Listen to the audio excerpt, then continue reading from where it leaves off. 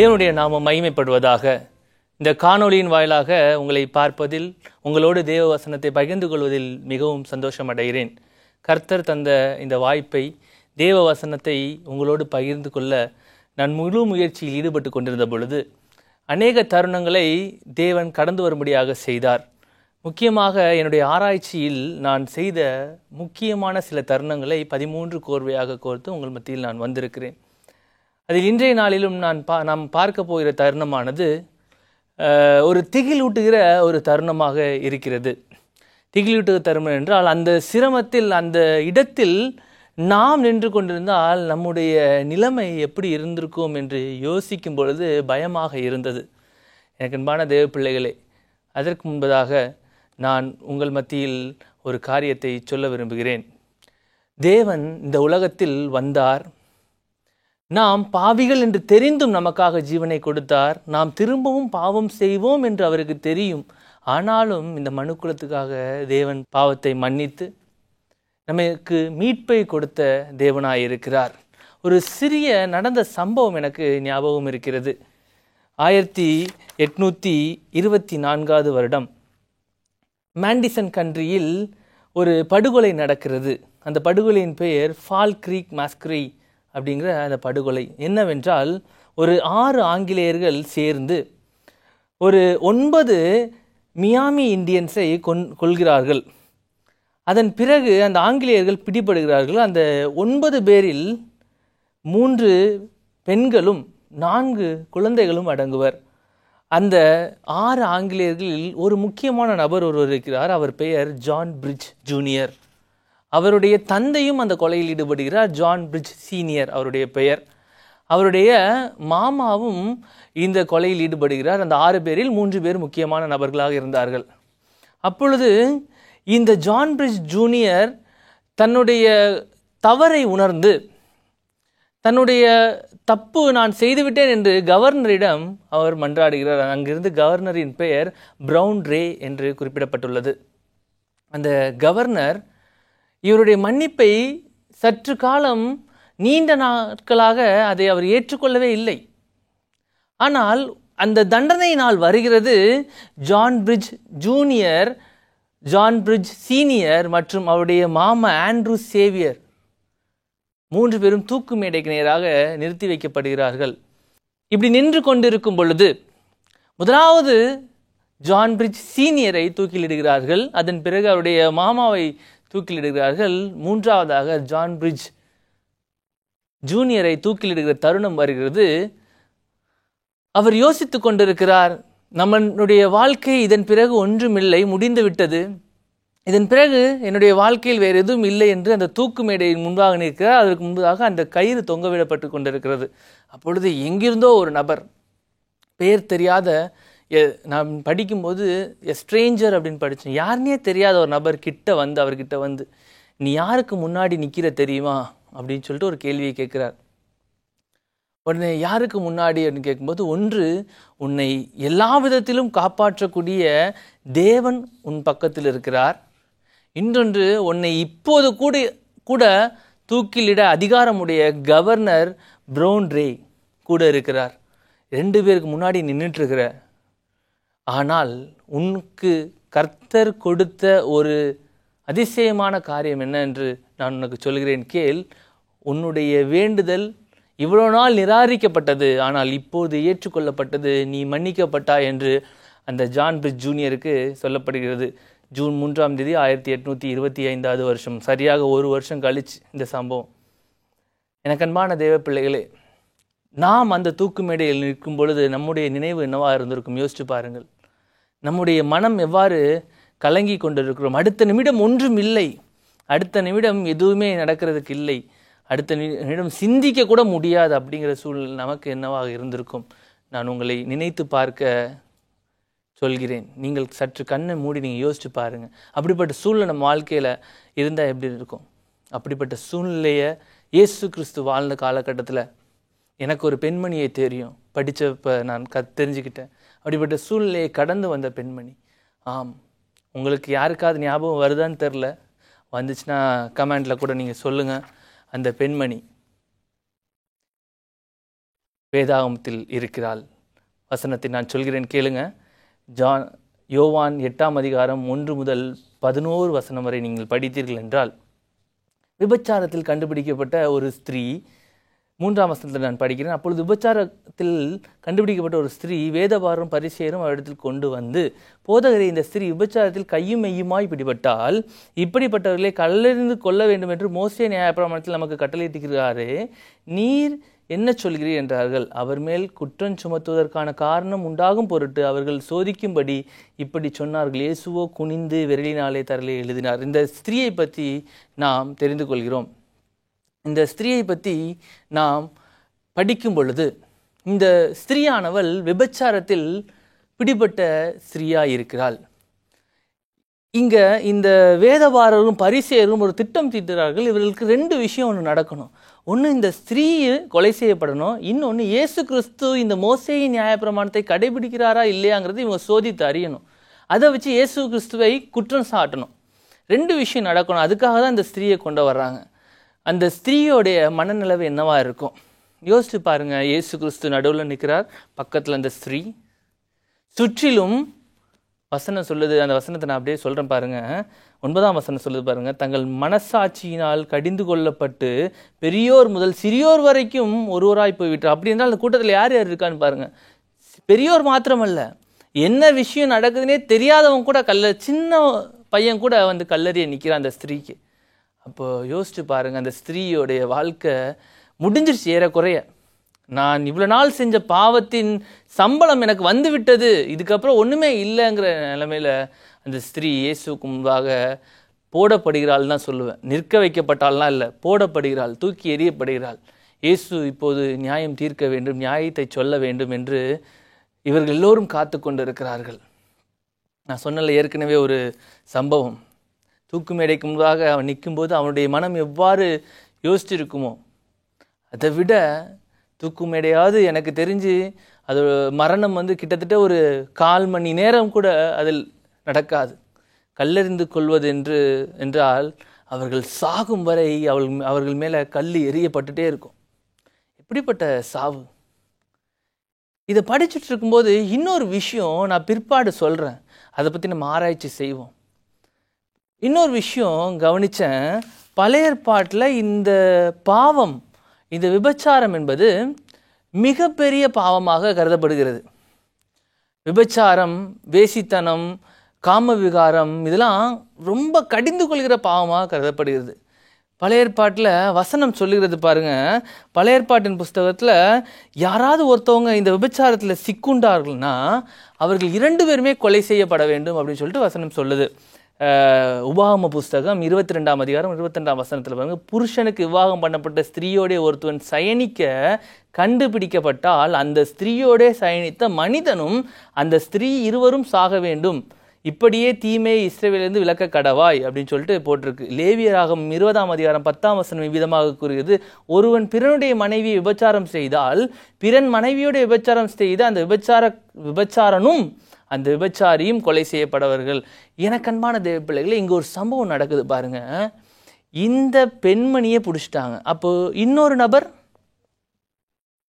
நபர் எங்கே சென்றார்? இந்த வேதபாரர்களும் இந்த பரிசேயர்களும் இங்கு கர்த்தராகிய இயேசு கிறிஸ்து நியாயம் கொடுக்க வேண்டும் என்று நினைத்திருந்தால் இவர்கள் 2 பேருமே அழைத்து வந்திருக்கலாமே. இன்னொரு விஷயம், இன்னும் நம்ம ப்ராக்டிக்கலாக இன்டெப்த்தாக உள்ள இன்னும் மேக்னிஃபையரை வச்சு பார்க்கணும்னு சொல்லுவேன். மைக்ரோஸ்கோப்பிக்லேயே நம்ம பார்த்தோம் அப்படின்னா அந்த பெண் கையும் களவுமாய் பிடிபட்ட பெண்ணாக இருக்காள். அப்படி என்றால் அவளுடைய உடை கூட ஒழுங்காக போட விட்டுருக்க மாட்டாங்க, ஒழுங்காக இருந்திருக்காது. விபச்சாரத்துலேருந்து கையும் களவுமாக பிடிச்சிட்டாங்க அப்படின்னா அவருடைய உடையை சரி பண்ணுறது கூட அவருக்கு நேரம் கொடுத்துருக்க மாட்டாங்க. அப்படியே பிடிச்சி தரன்னு இழுத்துட்டு வந்து இவர் முன்னாடி போடுவாங்க. இந்த மாதிரி சூழ்நிலையை இந்த பெண் சந்திக்கிறாள். யோசிச்சு பாருங்க, எப்படிப்பட்ட சூழ்நிலை! ஒன்றுமே பாவமே செய்யாத ஒரு நபர் முன்பதாக பாவங்களால் நிறைந்த ஒரு பெண்மணி கிடக்கிறாள். அவர் சொல்கிற நீதியை எதிர்பார்த்து அநேகர் காத்து கொண்டு இருக்கிறார்கள். இயேசு செய்த காரியத்தை பாருங்க. அதுதாங்க இயேசு, நம் இயேசு. அவர் சொல்கிற காரியம், பாவம் சின்னதாக இருந்தாலும் சரி, பெரிதாக இருந்தாலும் சரி, என்கிட்ட மனப்பூர்வமாய் நீ வந்து மனஸ்தாபப்பட்டு நீ உன்னுடைய பாவத்தை அறிக்கை செய்யும் பொழுது உன் பாவம் நிச்சயமாக மன்னிக்கப்படும் என்று கர்த்தர் சொல்கிறார். ஆண்டவர் சொல்கிற வார்த்தையை பாருங்க, இதோ எல்லா ஆத்துமாக்களும் என்னுடையவைகள், தகப்பனின் ஆத்துமா எப்படியோ அப்படி மகனின் ஆத்துமாவும் என்னுடையது. பாவம் செய்கிற ஆத்துமா சாகும், பாவம் செய்கிற ஆத்துமா சாகும். ஏன் சாகும்? கர்த்தரிடம் மன்னிப்பு கேட்காமல் பாவத்தை மேலும் மேலும் செய்து கொண்டிருக்கிற ஆத்துமா சாவும். கர்த்தருடைய வசனம் தெளிவாக சொல்லுது, பாவத்தை விட்டு தப்பித்து வாழ்வதற்கு வேறு வழியே இல்லை. நாம் இன்றைய காலகட்டத்திலும் வாலிபர்களாக இருக்கிற நீங்கள், அதை கேட்டுக்கொண்டு இருக்கிற போதகர்களாக இருந்தாலும் சரி, அநேக தேவ பிள்ளைகளாக இருந்தாலும் சரி, பாவம் சகஜமாகிவிட்டது. பாவம் வாழ்க்கை முறையாக மாறிவிட்டது. இட்ஸ் மை லைஃப் ஸ்டைல் அப்படின்னு சொல்கிறாங்க எல்லாரும். என்னுடைய வாழ்க்கை இதுதான்ப்பா, இதெல்லாம் தாண்டி தான்ப்பா என் வாழ்க்கை வரணும். வாலிப பிராயத்தில் இதெல்லாம் சகஜம் அப்படின்னு சொல்லிட்டு யோசிக்கிற விஷயமா மாறிட்டு, பாவம் சின்னதோ பெருசோ கர்த்தருக்கு முன்பதாக நியாயப்பிரமாணத்தில் ஒன்றிலே குறைவுள்ளவனாக இருந்தால் எல்லாவற்றிலும் குற்றவாளியாக இருக்கிறான். வசனம் சொல்லுது, அவன் ஒரு இதில் நல்லவனாக இருக்கிறான்னு சொல்லிட்டு அவனை பரலோகத்துக்கு கொண்டு போக முடியாது. யாக்கோபு 2:10 சொல்கிறது, நான் படிக்கிறேன் கேளுங்க. எப்படி எனில் ஒருவன் நியாயப்பிரமாணம் முழுவதையும் கை கொண்டிருந்தும் ஒன்றிலே தவறினால் எல்லாவற்றிலும் குற்றவாளியாக இருக்கிறான். நாம் இந்த பாடத்திலிருந்து கற்றுக்கொள்ள வேண்டிய பாடம் இன்னும் நிறைய இருக்குது. அதுக்கு முன்பாக ஒரு சின்ன ஸ்பீட் பிரேக்கர் மாதிரி நான் ஒரு விஷயம் சொல்கிறேன். என்னென்னா, நாம் பாவத்தை தினம் தினம் கிறிஸ்தவர்களாக இருக்கிற நாம், தேவ பிள்ளைகளாய் வாழ நினைக்கிற நாம், நமக்குள்ளாக என்ன இருக்கிறது, நாம் என்ன செய்து கொண்டு இருக்கிறோம், காலை முதல் மாலை வரை இரவு நேரத்தில் நாம் என்ன செய்து கொண்டு இருக்கிறோம் அதை யோசித்து நாம் செயல்படுவோம். தேவன் உங்களை அழைக்கிற இந்த நாளாக கூட இருக்கலாம். இந்த ஸ்திரீயின் வாழ்க்கையை பாருங்கள். இதன் பிறகு ஒன்றுமே கிடையாது. இதன் பிறகு அவருடைய வாழ்க்கையில் யோசிக்க ஒன்றுமே கிடையாது. அவளை சுற்றிலும் கற்களோட எல்லோரும் நிற்கிறார்கள். ஆனால் இயேசு செய்த செயலை பாருங்கள். அவர் என்ன எழுதியிருப்பார்? இயேசு யோசிச்சு பாருங்கள். இயேசு எழுதினார்னு சொல்லிட்டு போட்டிருக்கு. அவர் என்ன எழுதியிருப்பார்? கீழே குனிந்து இயேசு எழுதினாராம். என்ன எழுதியிருப்பார்? ஒருவேளை எரேமியா 17:13 இவ்விதமாக கூறுகிறது, இஸ்ரவேலின் நம்பிக்கையாகிய கர்த்தாவே, உம்மை விட்டு விலகிற யாவரும் வெட்கப்படுவார்கள்.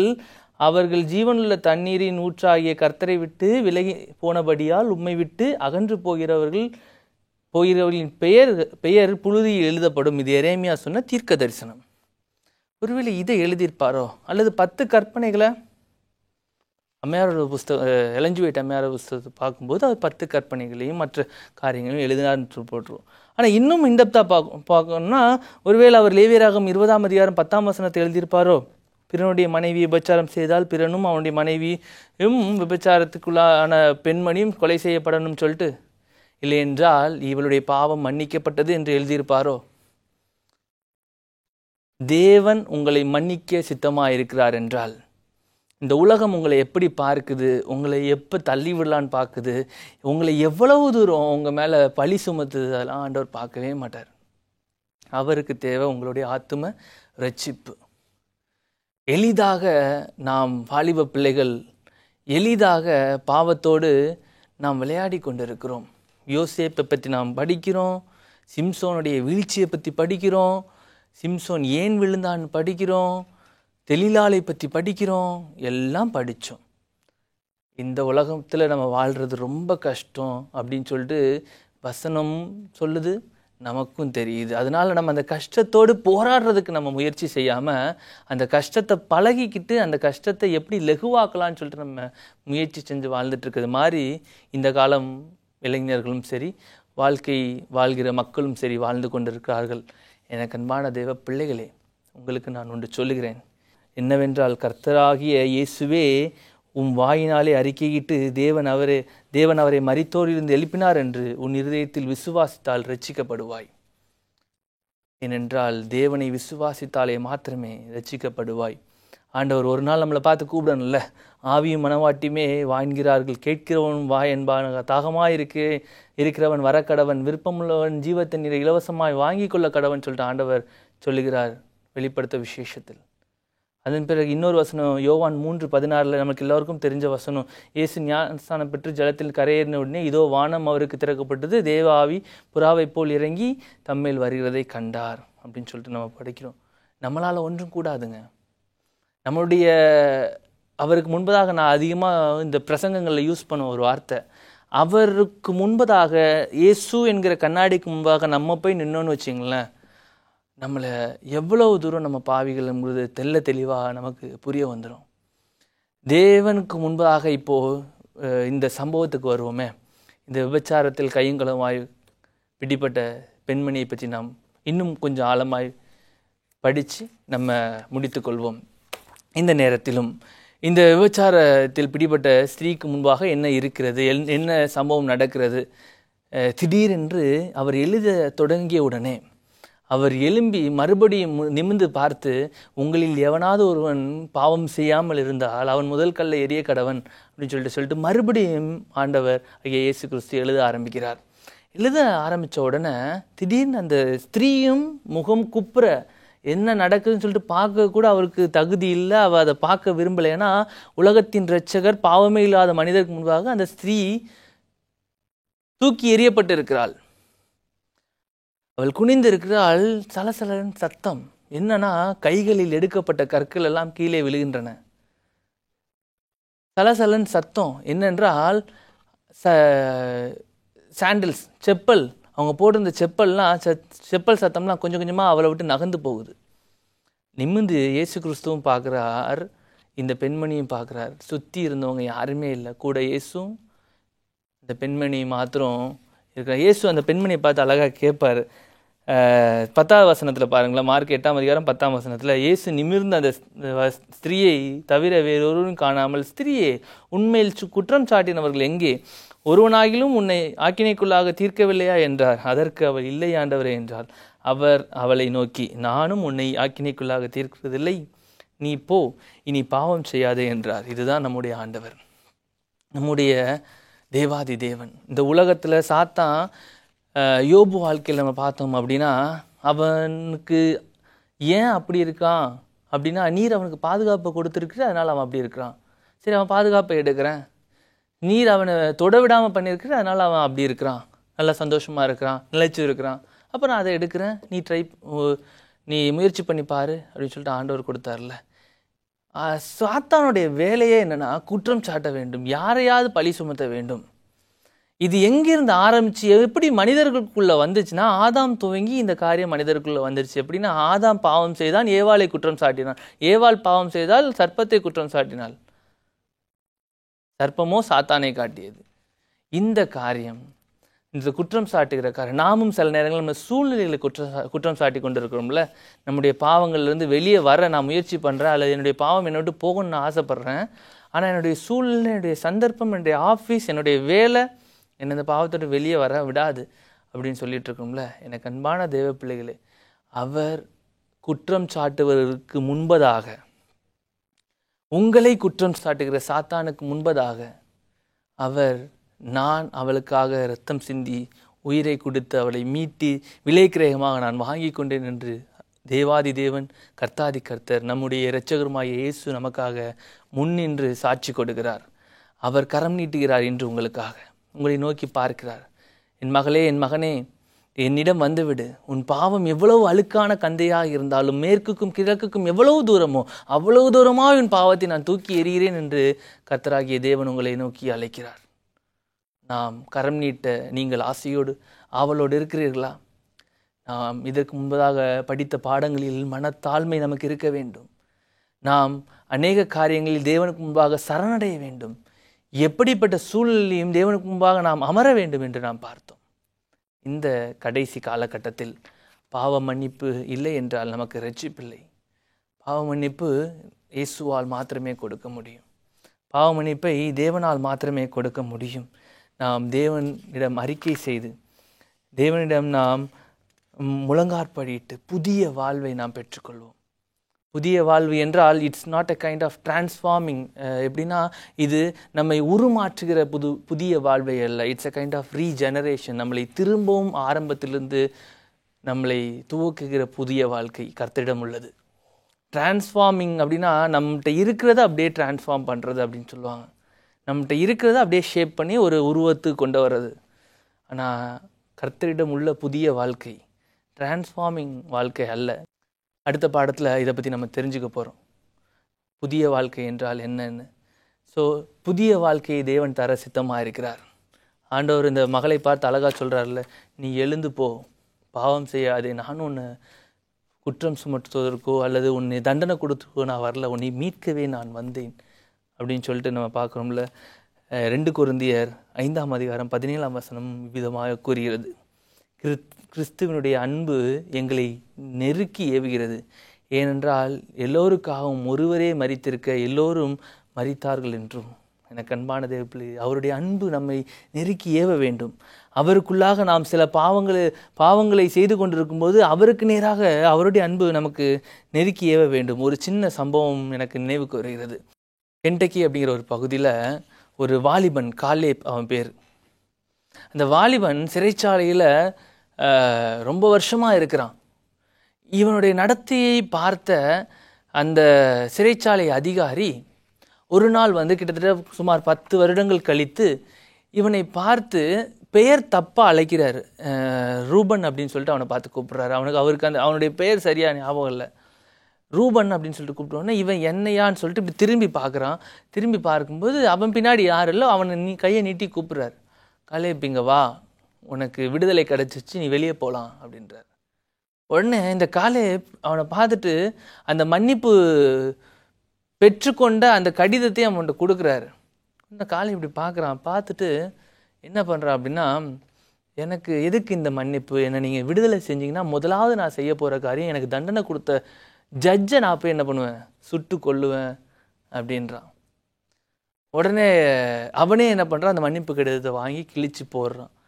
இந்த எடுத்துக்காட்ட இந்த காரியத்தை நான் உங்களுக்கு ஏன் சொன்னேன்னா, உண்மையாய் மனப்பூர்வமாய் மாற வேண்டும் என்று விரும்புகிறவர்களுக்கு கர்த்தர் சமீபமாக இருக்கிறார். மன்னிப்பு எல்லோருக்கும் இலவசம்தான். ஆனால் மனப்பூர்வமாய் மாற வேண்டும் என்று நினைக்கிறவர்களுக்கு மாத்திரமே அதி நிச்சயமாய் இருக்கிறது. இந்த காலகட்டத்தில் உங்களை நோக்கி கடைசியாக ஒரு சில வார்த்தைகளை நான் உங்களுக்கு சொல்லுகிறேன். யோவான் 6ஆம் அதிகாரம் 37ஆம் வசனம் விதமாக கூறுகிறது, பிதாவானவர் எனக்கு கொடுக்கிற யாவும் என்னிடத்தில் வரும், என்னிடத்தில் வருபவனை நான் புறம்பே தள்ளுவதில்லை என்று. பிதாவானவர் நேரடியாக இயேசுக்கு கொடுக்கிறார். இயேசு தன்னிடத்தில் வருகிறவனுக்கு எல்லாவற்றையும் தருகிறார், பாவ மன்னிப்பையும் கூட. தேவன் உங்களை அழைக்கிறார். இன்றே நாம் பாவ மன்னிப்பை பெற்றுக்கொள்வோம். கண்களை மூடி ஜெபம் செய்வோம். எங்களை அதிகமாய் நேசித்து வழிநடத்துகிற என் பரலோக தகப்பனே, இந்த நாளிலும் அந்த ஸ்திரீயின் வாழ்க்கையிலிருந்து நாங்கள் கற்றுக்கொண்ட பாடம், அவளை நீர் மன்னித்தது போல, அந்த கடைசி நிமிடத்தில் அவளுக்கு நீர் இரட்சிப்பையும் மீட்பையும் கொடுத்தது போல, புதிய வாழ்க்கையை கொடுத்தது போல, இந்த கடைசி காலத்தில் நாங்கள் வந்து நிற்கிறோம் சுவாமி. ஆண்டவரே, எங்களுடைய பாவங்களை மன்னியுங்கள். விபச்சாரம், வேசித்தனம், காம விகாரம், இது போன்ற அநேக காரியங்களால் நாங்கள் கரைப்பட்டு கொண்டு இருக்கிறோம். எங்கள் பாவங்களை நீர் மன்னிப்பீராக சுவாமி. நீரே வழி நடத்துவீராக. எங்களை குற்றம் சாட்டுகிறவர்கள் மத்தியில் எங்களை தலைநிமிர செய்து எங்களை ஆசீர்வதிக்கிற தேவனாய் இருக்கிறீர். நீரே வழி நடத்துவீராக. இயேசு கிறிஸ்து நாம் ஜெபம் கேளும் ஜீவன் நல்ல தகப்பனே. ஆமென்.